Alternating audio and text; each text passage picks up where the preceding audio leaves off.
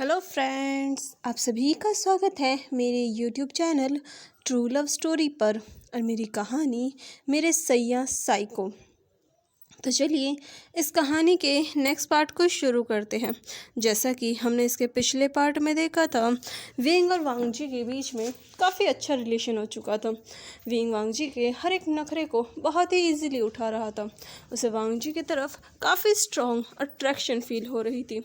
वहीं विंग का जो उसने वांगजी को किडनैप किया था जिस मकसद से, वो पूरा हो चुका था, क्योंकि यांग यांग और जांग यानली का ब्रेकअप हो चुका था।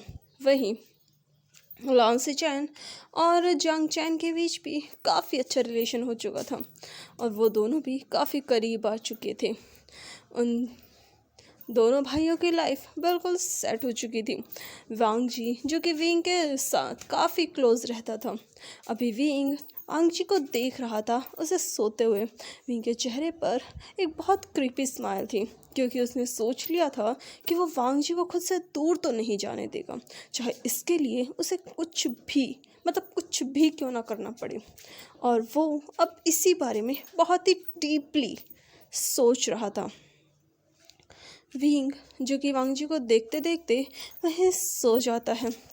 सुबह सुबह विंग को फील होता है किसी की फिंगर्स उसके फेस पर। वहीं वांगजी जो कि जब सुबह अपनी आंखें खोलता है, उसकी नज़रें पहले छत पर जाती है, छत की सीलिंग को देखता है और फिर उसके बाद उसकी नज़रें इधर उधर जाती हैं। तभी उसे एहसास होता है किसी की सांसें अपने पास, किसी के होने का एहसास। जब वो उस तरफ देखता है तो उसकी नज़रें विंग के फेस पर जाती हैं। विंग का फेस उसके हाथों पर रखा हुआ था। विंग बड़े ही सुकून से वहीं पर बेड के पास ही बैठे बैठे सो गया था। वांगजी विंग के फेस को बड़े ही ध्यान से देखने लगता है। वो अपने हाथ को विंग के फोrehead पर लेकर जाता है और धीरे से उसे टच करता है। वो विंग की स्किन को अपने हाथों से छूने लगता है, विंग के फेस को टच करने लगता है। वांगजी विंग के गालों को धीरे से सहलाता है।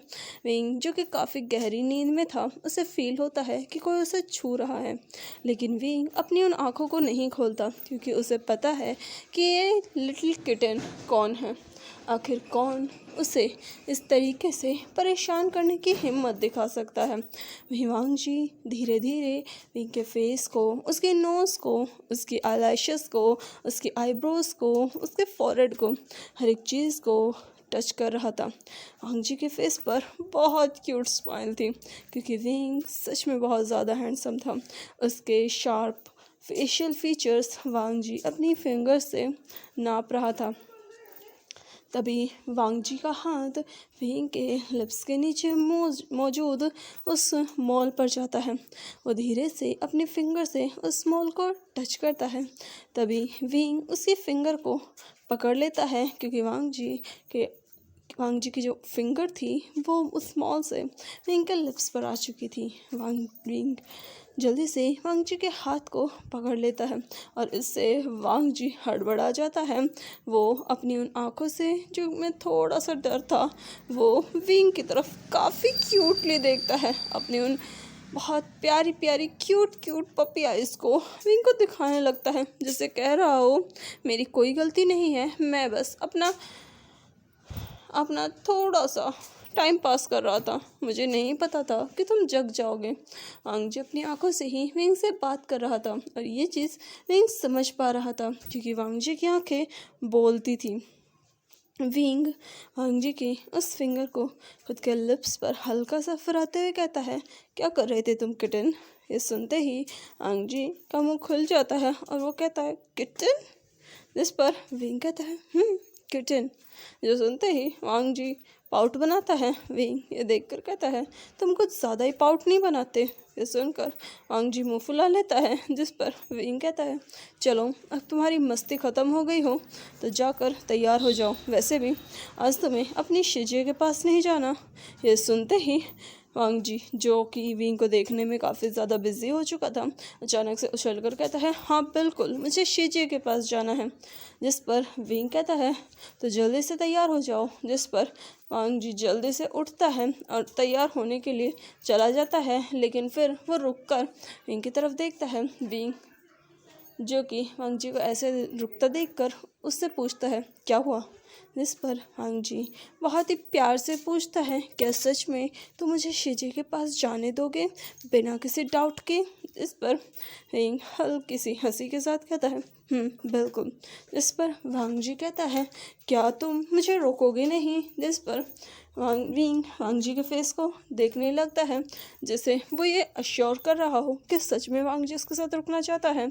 जब वांग जी उससे अपनी नज़रें इधर उधर फेरने लगता है, ये देखकर विंग उसके करीब जाकर कहता है, मैं तुम्हें रोकना तो चाहता हूँ, लेकिन तुम अपनी शीजे के पास जाना चाहते हो और तुम उसके पास जा सकते हो। मैं तुम्हें नहीं रोकूंगा, लेकिन जाने से पहले तुम्हें याद है ना कि तुम्हें क्या करना है? जिस पर वांग जी विंग की तरफ देखकर पूछता है, क्या करना है? जिस पर विंग कहता है, वो तो तुम्हें तैयार होने के बाद पता चलेगी, जाओ जाकर तैयार हो जाओ। और ये बोलकर वो वांग जी को बाथरूम की तरफ पुश करता है। वांग जी भी बाथरूम में चला जाता है। वहीं विंग अपने असिस्टेंट को कॉल करता है, जो कि उसका दूसरा असिस्टेंट था, यानी कि वो यांग को कॉल नहीं करता। यांग उसकी पर्सनल असिस्टेंट थी, लेकिन विंग के लिए और भी लोग काम करते थे और उन्हीं में से किसी एक को विंग कॉल करता है। जैसे ही फ़ोन वो पर्सन उठाता है, विंग उससे पूछता है, काम हो गया? जिस पर वो पर्सन कहता है, जी मास्टर, काम हो गया। इस पर विंग कहता है, इस बारे में किसी को पता तो नहीं चला?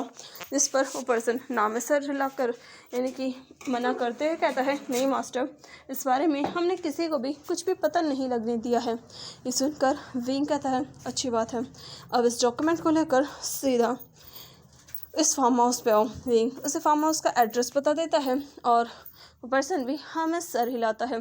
जैसे ही वो पर्सन फ़ोन को रखता है, तभी उस पर्सन के पीछे से किसी की आवाज़ आती है, गगन कहाँ पर है? ये सुनते ही वो पर्सन काफ़ी ज़्यादा डर जाता है, काँपते हुए पीछे देखता है जहाँ पर यांग खड़ी थी, जिसने अपने हाथों को फोल्ड कर रखा था। उसके फेस पर अभी कोई भी एक्सप्रेशन नहीं थे। उसके इतने सीरियस एक्सप्रेशन देखकर उस बंदे की तो सांसें ही अटक जाती हैं। वो गल्प करते हुए कहता है, यंग लेडी। इस पर यांग उसकी तरफ बढ़ते हुए कहती है, चुपचाप ये बताओ मेरे गगा कहाँ पर हैं? ये सुनते ही वो पर्सन डर जाता है, क्योंकि वो विंग की लोकेशन उसे नहीं बता सकता, इसलिए वो यांग को गलत लोकेशन बताता है। ये सुनकर यांग समझ जाती है कि ऐसे करेक्ट लोकेशन तो नहीं बताने वाला, चाहे कुछ भी हो जाए। इसलिए वो उस पर्सन को जाने देती है और खुद इस बारे में विंग से बात करने के बारे में सोचती है। वहीं विंग जो कि खुद भी तैयार होने के लिए चला जाता है। थोड़ी देर बाद जब विंग नीचे आता है, तभी उसकी नज़र वांग जी पर जाती है, जिसने बहुत ही क्यूट पिंक कलर की हुडी पहनी हुई थी और साथ में उसने एक वाइट कलर का ट्राउज़र पहना हुआ था। वांग जी काफ़ी ज़्यादा क्यूट लग रहा था। उसने एक बनी वाला हेयर बैंड भी अपने बालों में लगा रखा था, क्योंकि वांग जी के बाल थोड़े लंबे थे, ज़्यादा नहीं, बस थोड़े से ही उसके शोल्डर तक आते थे। विंग उसके पास जाकर कहता है, तो तुम तैयार हो गए? जिस पर वांग जी अपने सर को हाँ में हिलाता है, वो भी बहुत प्यार से। ये देखकर विंग कहता है, चलो नाश्ता करो। जिस पर वांग जी विंग को देखकर उसके हाथ को पकड़कर सीधा डाइनिंग टेबल पर लेकर जाता है। पहले विंग को बिठाता है, फिर खुद बैठता है। ये देखकर विंग बस अपने सर को हिलाता है। वांग जी बहुत ही मैसी तरीके से अपने फूड को खाने लगता है। ये देखकर विंग कहता है कि तुम अभी भी अच्छे से फूड खाना नहीं सीखे हो। जिस पर विंग की बात सुनकर वांग जी अपने मुंह में एक और बाइट डालकर विंग की तरफ देखता है। वांग जी के गाल बिल्कुल फूले हुए थे। ये देखकर विंग अपने फेस को दूसरी तरफ टर्न कर लेता है और धीरे से गल्प करता है। वहीं वांग जी उस फूड को जल्दी से गले से नीचे उतार कर कहता है, कुछ कहा आपने सैया जी, कुछ कहा? जिस पर विंग कहता है, कुछ नहीं, चुपचाप अपने नाश्ते को ख़त्म करो। ये सुनकर वांग जी बस हम सर हिलाकर जल्दी जल्दी खाने लगता है, क्योंकि अभी उसे अपनी शीजे से मिलने की कुछ ज़्यादा ही जल्दी थी। वांग जी जल्दी से नाश्ता ख़त्म करके कहता है, चलो मेरा हो गया। जिस पर विंग उसे देख कर कहता है बैठो, जिस पर वांग जी कहता है आपने कहा था कि पहले नाश्ता करो फिर चलेंगे, देखो मैंने सारा ख़त्म कर लिया, अब शिजे के पास चलो। शिजे शिजे वेट कर रही है, चलो चलो सैया जी चलो। जिस पर विंग कहता है चलेंगे लेकिन थोड़ी देर रुको तो सही। जिस पर वांग जी विंग के हाथ को खींचते हुए कहता है चलो ना, चलो शिजे वेट कर रही है, जल्दी चलो, वांग जी को जीजे के पास जाना है, जल्दी करो। जिस पर विंग कहता है ठीक है थोड़ी देर बैठो तो सही। जिस पर वांग जी नाम में सिर हिलाता है। तभी दरवाजे से वो पर्सन अंदर आता है जो कि एक वकील था। उसे देखकर विंग अपनी जगह से उठता है। तभी वांग जी कहता है चलो चलो जल्दी चलो शिजी के पास। इस पर विंग वांग जी को अपने साथ लेकर आता है। वहीं वो पर्सन विंग के साथ किसी को देखकर थोड़ा शॉक हो गया था, लेकिन उसके फेस पर ज़्यादा एक्सप्रेशन नहीं आते। विंग उससे पूछता है क्या तुम लेकर आए हो। जिस पर वो अपने उस बैग को खोलता है, उसमें से एक डॉक्यूमेंट निकालकर विंग को थमाता है। विंग कहता है यही वो डॉक्यूमेंट है। इस पर वो पर्सन हाँ में सर हिलाता है। फिर विंग उसे वांग जी की तरफ करके कहता है साइन करो इस पर। जिस पर वांग जी विंग की तरफ देखकर कहता है ये क्या है। जिस पर विंग कहता है तुम पहले साइन तो करो।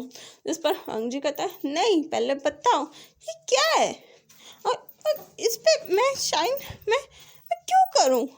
जिस पर विंग अपने हाथों को फोल्ड करके कहता है तुम्हारी शिजे के पास नहीं जाना तुम्हें, अगर तुमने साइन नहीं किए तो पूरे लाइफ के लिए तुम्हें यही रख लूँगा। ये सुनते ही वांग जी की आंखें बड़ी हो जाती हैं। विंग की तरफ देखता है। जिस पर विंग कहता है यही शर्त है जाने की, इस पर साइन करो मैं तुम्हें तुम्हारी शिजे के पास छोड़ दूँगा।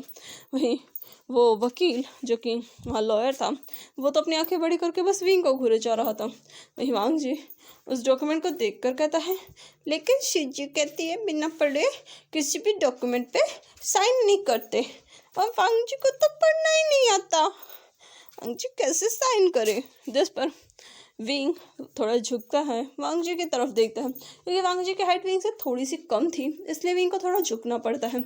वो वांग जी की आंखों में देखकर कहता है क्या तुम्हें मुझ पर यकीन नहीं है। जिस पर वांग जी विंग की आंखों में देखता है और अपने आप भी अपने सर को हाँ में हिलाकर कहता है मुझे यकीन है आप पर सैया जी। वहीं वांग जी के मुंह से विंग के लिए सैया सुनकर उस लॉयर का मुंह खुला का खुला रह जाता है। वहीं विंग के होठों पर एक स्माइल आती है और वो लॉयर और भी ज़्यादा हैरान हो जाता है विंग को स्माइल करता देखकर, क्योंकि शायद ही विंग ने सदियों में कभी स्माइल की होगी। तभी विंग उसकी तरफ पेन बढ़ाकर कहता है साइन करो इस पर। जिस पर वांग जी उस पेन को ले लेता है और फिर उस पर अपना नाम लिखने लगता है। जिस पर विंग वहीं वांग जी को देखता है, वांग जी साइन करता है, क्योंकि वांग जी को साइन करना तो आता था, जो कि यानली ने उसे बहुत अच्छे से सिखाया था। वांग जी साइन करता है। फिर उसके बाद विंग से कहता है चलो सैया जी चलो, देखो मैंने साइन कर दिया, अब चले। जिस पर विंग कहता है रुको। फिर वो उस लॉयर की तरफ देखता है, लॉयर उसकी तरफ एक बॉक्स देता है। जिस पर विंग उसे खोलता है, उसमें से एक रिंग निकालता है और वो वांग जी के हाथ में पहनाते हुए कहता है इसे हमेशा अपने पास रखना। जिस पर वांग जी कहता है ये तो बहुत ब्यूटीफुल है। जिस पर विंग कहता है तुमसे कम। ये सुनते ही वांग जी के चीख हल्के से रेड हो जाते हैं। ये देखकर विंग स्माइल करता है, फिर वो भी उस पेपर पर साइन करता है। तभी वांग जी की नज़र उस बॉक्स में मौजूद एक और रिंग पर जाती है। वांग जी उस रिंग को उठाकर विंग के हाथ को पकड़कर उसकी रिंग फिंगर में पहना देता है और फिर उछलते हुए कहता है कितनी प्यारी लग रही है सैया जी, बहुत क्यूट लग रही है ये तो आप पर।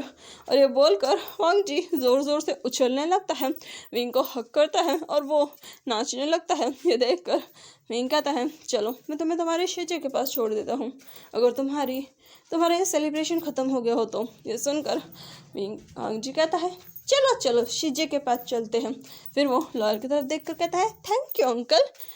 जिस पर वो लॉयर बस वांग जी को देखे जा रहा था, क्योंकि वांग जी को तो ये भी नहीं पता कि आखिर उसने किया क्या है, क्योंकि विंग ने उससे मैरिज डॉक्यूमेंट्स पर साइन ले लिए हैं और अब वो दोनों लीगली मैरिड हो चुके हैं, जिस बारे में वांग जी को कोई एहसास ही नहीं है कि विंग ने उससे शादी कर ली है। नहीं, विंग वांग जी को लेकर जाने लगता है।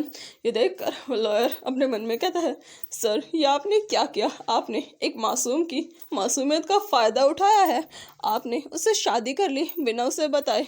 ये तो बिल्कुल गलत है और मैं एक लॉयर होकर भी इस गलत चीज़ को होते हुए देख रहा हूँ। मैं चाहकर भी इस चीज़ के अगेंस्ट कुछ बोल नहीं सकता। जो सोचकर वो लॉयर बस वांग जी को देखे जा रहा था। वहीं वांग जी उछलते हुए विंग के साथ जाने लगता है। विंग पूछता है, क्या तुम अपनी शिजी के पास जाने के लिए कुछ ज़्यादा ही एक्साइटेड हो? जिस पर वांग जी उछलते हुए कहता है, शिजी वांग जी से बहुत प्यार करती है, शिजी वांग जी का बहुत ख्याल रखती है। जब भी वांग जी को डरावने सपने आते हैं, वांग जी को सपने में भूत दिखता है, गोश्त दिखता है, तो शिजी वांग जी को टाइटली हग कर लेती है। शिजी वांग जी से बहुत प्यार करती है, बहुत ज़्यादा। यह सुनकर विंग पूछता है, क्या सच में शिजी तुमसे इतना प्यार करती है? इस पर हांग जी कहता है, बहुत सारा। और आपको पता है मेरे गग्गा भी मुझसे बहुत प्यार करते हैं, बहुत ज़्यादा। और पता है गग्गा ना मेरे लिए चॉकलेट लेकर आते हैं चुपके शिजे से, क्योंकि शिजे चॉकलेट नहीं खाने देती, क्योंकि चॉकलेट से दांत खराब हो जाते हैं। और ये सब चीज़ें वांग जी बहुत क्यूटली विंग को बता रहा था और वहीं विंग बस उसकी बातें सुन रहा था। विंग और वांग जी कार में बैठते हैं, जहाँ कार चलने लगती है। वांग जी अभी भी विंग को बता रहा था। विंग उससे पूछता है, तुम स्कूल जाते हो या कॉलेज? इस पर वांग जी अपने उन नाखूनों को चबाते हुए कहता है, नहीं वांग जी कहीं नहीं जाता, क्योंकि शिजी कहती है बाकी लोग अच्छे नहीं हैं, इसलिए वांग जी घर पर रहता है। ये सुनकर विंग पूछता है, तुम घर पर क्या करते हो? इस पर वांग जी कुछ सोचकर कहता है, वांग जी घर पर मजे करता है, वांग जी खेलता है, वांग जी पढ़ाई भी करता है। इस पर विंग कहता है, तुम्हें पढ़ना आता है? जिस पर वांग जी कहता है, वांग जी को 1 2 3 5 लेटर पढ़ने आते हैं। ये सुनकर विंग पूछता है, तुम्हारी एज क्या है? जिस पर वांग जी काउंट करते हुए कहता है, वांग जी अभी 4 ईयर ओल्ड है। ये सुनकर विंग कहता है, समझ गया मैं। जिस पर विंग जो कि वांग जी से बातें कर रहा था, तभी वांग जी जोर से चिल्लाता है, लोको कार रोको, देखो जल्दी रोको। और ये सुनकर विंग जल्दी से कार रुकवा देता है। वांग जी दरवाज़ा खोलता है, भागने लगता है। ये देखकर विंग उसके पीछे जाते हुए कहता है, हे कहाँ जा रहे हो तुम? इस पर वांग जी आइसक्रीम शॉप की तरफ इशारा करके कहता है, आइसक्रीम? वांग जी को आइसक्रीम खानी है, टेस्टी आइसक्रीम। वांग जी के लिए आइसक्रीम लेके आओ। जिस पर विंग कहता है, अगर तुम्हें आइसक्रीम खानी है तो तुम बता सकते हो, मैं तुम्हारे लिए अभी आइसक्रीम लेकर आता हूँ, इस तरीके से भागने की ज़रूरत नहीं है। ये सुनकर वांग जी उछलने लगता है। विंग उसके लिए आइसक्रीम मंगवाता है। विंग का एक बॉडीगार्ड वांग जी और विंग के लिए आइसक्रीम लेकर आता है। हालांकि विंग को आइसक्रीम नहीं खानी थी, इसलिए वो अपनी आइसक्रीम भी वांग जी को दे देता है और वांग जी काफ़ी खुशी से दोनों आइसक्रीम खाने लगता है। और ऐसे ही सफ़र करते हुए वो लोग जल्दी ही वांग जी के घर के सामने पहुंच जाते हैं, जहां घर पर यानली बैठी हुई थी, क्योंकि वो अब कॉलेज नहीं गई थी, क्योंकि यानली काफ़ी ज़्यादा परेशान हो चुकी थी, इसलिए उसने कुछ दिनों की छुट्टी ली थी। प्रिंसिपल ने जब उसकी सिचुएशन सुनी तो उन्होंने भी उसे चुपचाप छुट्टी दे दी। वहीं यानली काफ़ी ज़्यादा परेशान थी। पुलिस भी वांग जी को ढूंढ रही थी, लेकिन किसी को वांग जी के बारे में कोई इन्फॉर्मेशन नहीं मिली थी। तभी विंग का गार्ड विंग से कहता है, मास्टर यहाँ पर बहुत सारे पुलिस वाले हैं, आई थिंक हमें इसे यहीं छोड़कर जाना होगा। जिस पर विंग बस उस गार्ड को एक नज़र देखता है और फिर वांग जी के साथ वहाँ से नीचे उतरता है। वांग जी विंग का हाथ पकड़कर उछलते कहता है, सैया जी ये देखिए, ये वांग जी का घर है। जिस पर विंग कहता है, ये तुम्हारा ही घर है। फिर विंग कहता है, क्या तुम अंदर चले जाओगे? इस पर वांग जी कहता है, अब भी चलो ना, मैं आपको अपनी शिजी से मिलाऊंगा। आपको पता है मेरी शिजी दुनिया का बहुत टेस्टी खाना बनाती है। आपको पता है मेरी शिजी बहुत अच्छी है, उन्हें बहुत अच्छी स्टोरीज आती है।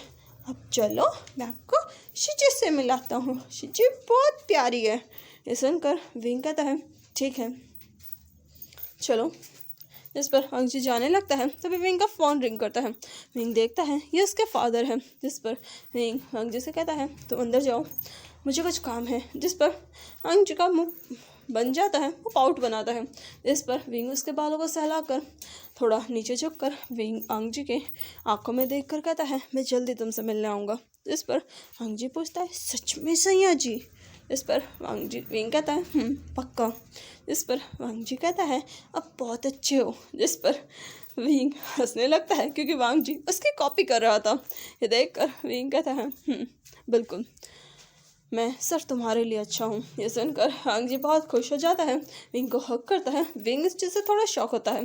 फिर वांग जी वहाँ से सीधा अपने घर की तरफ भाग जाता है। विंग बस उसे जाते हुए देखता है।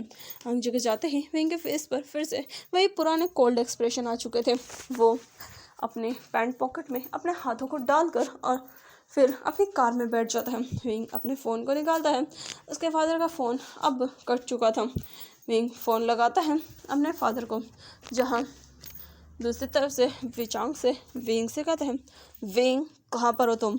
इस पर विंग कहता है क्या बात है फादर? जिस पर विचांग से थोड़ा कोल्ड वॉइस में कहते हैं तुम्हें याद है ना आज हमारी एक बहुत इम्पॉर्टेंट मीटिंग थी और तुम उस मीटिंग में नहीं पहुंच पाए, आखिर तुम थे कहाँ? इस पर विंग कहता है मुझे कुछ इम्पोर्टेंट काम था। जिस पर उसके फादर कहते हैं क्या वो इम्पोर्टेंट काम हमारी उस मीटिंग से भी ज़्यादा था? तुम्हें पता है ना मैंने उस मीटिंग के लिए क्या कुछ नहीं किया, मैं कब से तुम्हारा वेट कर रहा था, तुम उस मीटिंग में नहीं आए, आखिर तुम खुद को समझते क्या हो? जिस पर विंग कहता है फादर। जिस पर चांग से कहता है विंग मेरे अगेंस्ट जाने की कोशिश भी मत करना, और मैं देख रहा हूँ कुछ दिनों से तुम काम को स्किप कर रहे हो, आखिर तुम चाह कह रहे हो, क्या तुम किसी और से मिलने लगे हो? जिस पर विंग थोड़ी देर के लिए चुप होता है। जिस पर विचांग से कहते हैं विंग हमारे प्रोफेशन में तो हम इमोशन को बीच में नहीं ला सकते, इसलिए अपने इमोशन को। जिस पर विंग उनकी बात बीच में काट कर कहता है मैं बाकी सब देख लूँगा, और उस मीटिंग के नोट्स ऑलरेडी यांग ने कलेक्ट कर लिए होंगे, मैं उन नोट्स को अच्छे से स्टडी कर लूँगा, उसके बाद मैं सारे डील्स देख लूँगा। ये सुनकर उसके फादर कहते हैं तुम्हारे लिए अच्छा होगा। जिस पर विंग बस हाँ में जवाब देता है। तभी जांग से पूछते हैं वैसे तुम्हें पता है जांग चैन कहाँ पर है? 2 दिनों से उसका भी कोई अता पता नहीं है, ना वो अपना फ़ोन उठा रहा है ना कुछ और। जिस पर विंग कहता है मैं देखता हूँ। जिस पर विचांग से कहते हैं जल्द से जल्द देखो, आखिर तुम बच्चे कर क्या रहे हो? जिस पर विंग बस अपने फादर को अश्योर करता है, उसके बाद फ़ोन रख दिया जाता है। फिर विंग सीधा अपने अड्डे पर पहुंचता है जहां उसके सारे काले कारनामे वो क्या करता था।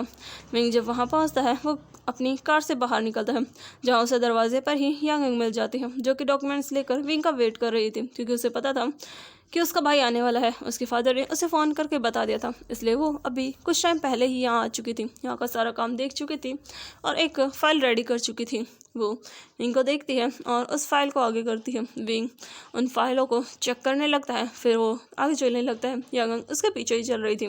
विंग हर एक चीज़ को रीड कर रहा था और साथ में कुछ ऑर्डर्स भी इशू कर रहा था। साथ में वो सभी लोगों को उनके काम बता रहा था और उन डील्स के बारे में सारी इन्फॉर्मेशन कलेक्ट कर रहा था। फिर उसके बाद विंग यांग से कहता है आचिंग के बारे में कुछ इन्फॉर्मेशन मिली। जिस पर यांग विंग की तरफ देख कर कहती है मुझे नहीं पता वो कहाँ पर है। जिस पर विंग एक नज़र यांग को देखता है, जिसके फेस पर कोई एक्सप्रेशन ही नहीं थे।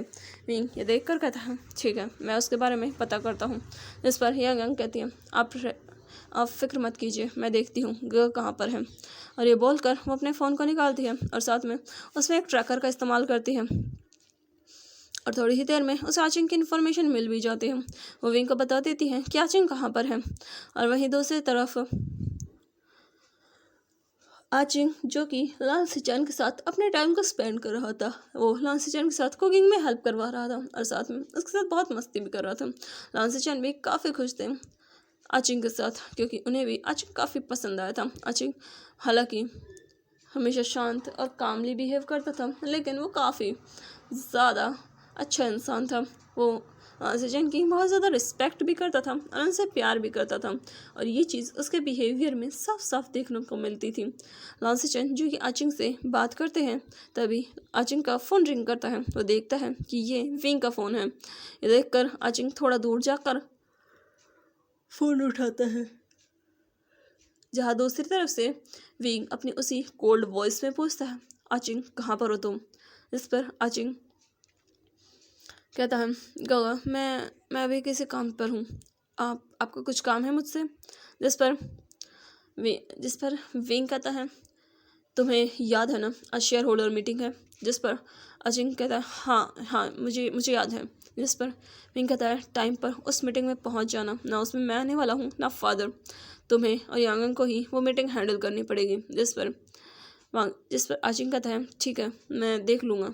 तभी विंग को कुछ याद आता है और वो कहता है, 1 मिनट रुको। फिर वो यांगन की तरफ देखकर उससे कुछ पूछता है। फिर उसके बाद कहता है, उस मीटिंग में यांगन भी नहीं आने वाली। जिस पर आचिंग कहता है, तो इसका मतलब मुझे अकेले हैंडल करनी पड़ेगी। जिस पर विंग कहता है, बिल्कुल। जिस पर आचिंग कहता है, ठीक है मैं देख लूँगा। उसके बाद आचिंग फ़ोन रख देता है और वो लाल सचिन को देखता है। लाल सचिन जो कि अपने काम में लगे हुए थे, आचिंग उनके पास जाता है, उन्हें पीछे से हक करता है। लाल सचिन आचिंग से कहते हैं, क्या बात है? जिस पर आचिंग उनके नेक में अपने फेस को रब करते हुए कहता है, एक्चुअली मुझे अभी एक इम्पॉर्टेंट मीटिंग के लिए जाना पड़ेगा, तो तुम्हें मेरा वेट करना पड़ेगा। जिस पर लाल सचिन आंखें घुमा कर कहते हैं, तुम आखिर सारा दिन काम ही तो करते रहते हो और करते ही क्या हो? इस पर आचिंग बस मुँह बनाता है। जिस पर लाल सचिन कहते हैं, अब इस तरीके से एक्ट करना बंद करो, जाओ चुपचाप मीटिंग के लिए तैयार हो जाओ। जिस पर आचिंग वहाँ से जाते हुए कहता है, हम आकर प्यार से बात करेंगे। जिस पर लाल सचिन बस उसे जाते हुए देखते हैं। उनके चेहरे पर एक प्यारी सी स्माइल आती है, क्योंकि सच में आचिंग बहुत क्यूट था और वो लाल सचिन की बहुत ज़्यादा रिस्पेक्ट भी करता था। उनकी हर एक बात को समझने की कोशिश करता था और सुनता भी था। फिर लाल सचिन को सोचकर आचिंग से कहते हैं, क्या तुम मुझे मेरी शीजे के पास छोड़ सकते हो? जिस पर आचिंग रुक जाता है, लाल सचिन की तरफ देखता है, जो सोचकर वो कहता है, ठीक है मैं थोड़े दिन मैं आज एक बात करके आता हूँ, भाई से बात करता हूँ, उसके बाद मैं तुम्हें छोड़ दूंगा। जिस पर लाल सचिन कहते हैं, ठीक है। फिर उसके बाद आचिंग अपनी मीटिंग के लिए चला जाता है। वहीं दूसरी तरफ विंग अपनी माफिया के साथ उस मीटिंग को बहुत ही अच्छे से करता है। हालांकि उस मीटिंग में थोड़ी बहुत बहस भी होती है, लेकिन विंग उस मीटिंग को काफ़ी अच्छे से हैंडल कर लेता है और उसके बाद वो उस मीटिंग के बाद वहाँ से निकल जाता है। तभी यांग विंग से कहती है, गगा आप जाइए, मैं आज गगा के पास जा रही हूँ, क्योंकि अभी उन्हें भी मेरी ज़रूरत है। ये सुनकर विंग बस सामने से हिलाता है। यांग वहाँ से चली जाती है। विंग बस उसे जाते हुए देखता है। उसके जाने के बाद विंग भी वहाँ से निकल जाता है। विंग ने यांग से नहीं पूछा कि उसका ब्रेकअप हुआ या नहीं, लेकिन वो उसके फेशियल एक्सप्रेशन देखकर समझ चुका था कि उनका रिश्ता टूट चुका है, वो भी बहुत बुरी तरीके से, और ये चीज़ उसी वक्त पता चल चुकी थी। विंग जो कि अपनी कार में बैठा हुआ था, तभी उसका फ़ोन रिंग करता है। ये आचिंग था, क्योंकि आचिंग अपनी मीटिंग को ख़त्म कर चुका था। रिंग फ़ोन उठाकर पूछता है, क्या मीटिंग हो गई? जिस पर आचिंग कहता है, हो गई। जिस पर रिंग कहता है, क्या वो डील हमें ही मिली है? जिस पर आचिंग कहता है, ऐसा हो सकता है कि किसी डील के लिए मैं जाऊँ और वो डील हमें ना मिले, ऐसा आज तक नहीं हुआ। जिस पर विंग कहता है, ठीक है अच्छी बात है। फिर आचिंग पूछता है, वैसे मुझे तुमसे कुछ पूछना था। जिस पर विंग कहता है, क्या, किस बारे में? जिस पर आचिंग कहता है, मैं लाल सचिन को वापस उसके घर छोड़ने के बारे में सोच रहा था, क्योंकि वो काफ़ी ज़्यादा सैड होने लगा है। जो सुनकर विंग कहता है, मैं वांग जी को छोड़ चुका हूँ। ये सुनते ही आचिंग पूछता है, कब? जिस पर विंग कहता है, आज सुबह। जिस पर आचिंग पूछता है, लेकिन क्यों? जिस पर विंग कहता है, क्योंकि वो अपनी शीजे को कुछ ज़्यादा ही मिस कर रहा था, इसलिए मैंने उसे छोड़ दिया। ये सुनकर आचिंग को थोड़ा अजीब लगता है और वो पूछता है, गगा आपके अंदर फीलिंग कब से आने लगी? जिस पर विंग कुछ देर रुक कर कहता है, भले ही मेरे अंदर कोई फीलिंग ना हो, लेकिन फिर भी मैं उसे ज़्यादा दिनों तक अपने पास नहीं रख सकता, और अगर इस बारे में फादर को पता चलता तो हमारे लिए और भी ज़्यादा मुसीबत हो जाती, इसलिए मैंने उसे छोड़ दिया। जिस पर आचिंग के फेशियल एक्सप्रेशन थोड़े चेंज होते हैं, उसकी भुआएं इकट्ठी हो जाती हैं और वो कुछ सोचकर कहता है, ठीक है गगा आपने बिल्कुल सही कहा, अगर फादर को इस बारे में पता चला तो हमारी तो खैर नहीं, वो तो हमें छोड़ेंगे नहीं, इसलिए मैं भी लाल सचिन को आज अभी इसी वक्त छोड़ने के बारे में सोच रहा हूँ। जिस पर विंग कहता है, तुम उसे आज छोड़ सकते हो। ये सुनकर आचिंग भी इस बारे में सोच लेता है। वहीं वो इस बारे में शुयांग से पूछता है तो शुयांग भी कहता है कि वो भी शाओ शिनचैंग को उसके घर छोड़ देगा। हालांकि शाओ शिनचैंग और शुयांग के बीच अभी भी फाइट होती थी, लेकिन कहीं ना कहीं शाओ शिनचैंग भी शुयांग को पसंद करने लगा था और ये चीज़ उसकी आंखों में शुयांग भी देख चुका था और वो दोनों भी अब साथ हो चुके थे। फिर आचिंग घर अब वापस उसी फार्म हाउस पे आता है। वो देखता है कि लान सिचन उसके लिए ब्रेकफास्ट लगाकर यानी कि डिनर लगाकर बैठे हुए हैं। साथ में शुयांग और शाओ शिनचैंग आपस में डिनर कर रहे हैं। ये देखकर जियांग चेन वहाँ जाता है। लान सिचैन उसके लिए डिनर सर्व करते हैं। जियांग चेन उस डिनर को खाते हुए लान सिचैन की तरफ देखता है। लान सिचैन पूछते हैं क्या बात है, जिस पर जियांग चेन कहता है मैंने गग्गा से बात की तुम्हारे घर जाने के बारे में। ये सुनकर लान सिचैन और शाओ शिनचैंग दोनों ही रुक जाते हैं, जिस पर जियांग चेन कहता है तो तुम्हारा भाई ऑलरेडी तुम्हारे घर पहुंच चुका है। ये सुनते ही लान सिचैन पूछते हैं क्या उन्होंने विंग वांगजी को छोड़ दिया, जिस पर जियांग चेन कहता है हाँ, उन्होंने वांगजी को छोड़ दिया और अब मैं भी तुम्हारे घर छोड़ने वाला हूँ। ये सुनकर लान सिचैन का मुंह उतर जाता है। ये देखकर जियांग चेन पूछता है क्या बात है, जिस पर लान सिचैन कुछ नहीं कहते, जिस पर जियांग चेन उनके हाथ को पकड़कर कहता है मुझे पता है तुम्हारे यहाँ से जाने के बाद मुझे बिल्कुल भी अच्छा नहीं लगेगा, लेकिन मुझे ये भी पता है कि तुम अपनी फैमिली से बहुत प्यार करते हो और मैं तुम्हें इस तरह बिना किसी रिश्ते के अपने पास नहीं रख सकता। ये सुनकर लान सिचैन जियांग चेन की तरफ देखकर कहते हैं लेकिन तुम तो मेरे बॉयफ्रेंड हो।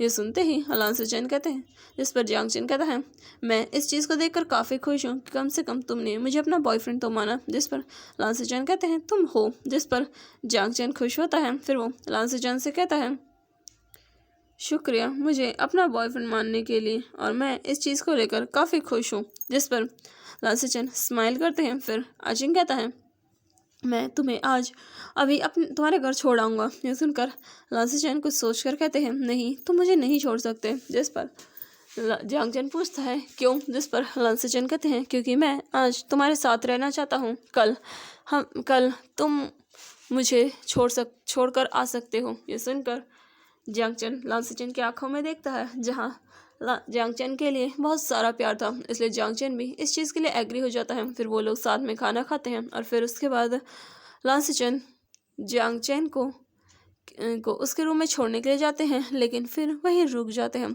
और जियांग चेन उन्हें अपने साथ अपने रूम में ले लेता है और वो दोनों उस रात को काफ़ी ब्यूटीफुली एक दूसरे के साथ स्पेंड करते हैं, जहाँ लान सिचैन पूरी तरीके से अपने आप को जियांग चेन को ही सौंप देते हैं और जियांग चेन भी उन्हें बहुत प्यार से एक्सेप्ट कर लेता है और उन दोनों के बीच एक बहुत ही प्यारा अल्फा और ओमेगा का रिश्ता बन जाता है। वहीं शाओ शिनचैंग भी शुयांग को पूरी तरीके से एक्सेप्ट कर लेता है। उन दोनों के बीच में भी बहुत प्यारा रिलेशन बन जाता है। वहीं दूसरी तरफ हम विंग को देखते हैं, जो कि अभी अपने रूम में अपने बेड पर लेटा हुआ था और विंग के दिमाग में सिर्फ वांगजी ही चल रहा था। विंग को वांगजी की बहुत ज़्यादा याद आ रही थी, वो उसे मिस कर रहा था और विंग का मन कर रहा था कि वो एक बार वांगजी से मिल ले। विंग इस बारे में सोच ही रहा था कि तभी विंग अपने बेड से उठता है और अपने उस और साइज कोट को लेता है और अपने रूम से बाहर निकलता है। वो देखता है कि पूरा घर बिल्कुल अंधेरे में डूबा हुआ है। विंग सीढ़ियों से नीचे उतरता है काफ़ी आराम से। वो घर से बाहर निकलता है और कार लेकर घर से चला जाता है। विंग के जाने के कुछ देर बाद ही एक और कार निकलती है, जो कि वहाँ से निकल जाती है। विंग सीधा वांगजी के घर के सामने पहुंचता है, जहां अभी ज़्यादा पुलिस वगैरह कुछ भी नहीं थी, सिर्फ वांगजी था। जहां यानली ने जब वांगजी को देखा था वो काफ़ी ज़्यादा खुश हुई थी। वांगजी जैसे ही अंदर गया था वो अपनी शीजे से मिला था, जो कि काफ़ी ज़्यादा परेशान थी, लेकिन जैसे ही उन्होंने वांगजी को देखा उनकी खुशी का ठिकाना ही नहीं रहा। यानली ने जब वांगजी को देखा तो उसकी खुशी का कोई ठिकाना ही नहीं रहा। वो काफ़ी ज़्यादा खुश हो गई और उसने वांगजी को कसकर गले लगाया और उससे बहुत सारी बातें करने लगी। तो चलिए मिलते हैं इसके नेक्स्ट पार्ट में। तब तक के लिए मेरे चैनल को लाइक कीजिए, शेयर कीजिए, सब्सक्राइब कीजिए और कमेंट करना ना भूलें। Thank you, bye bye and take care.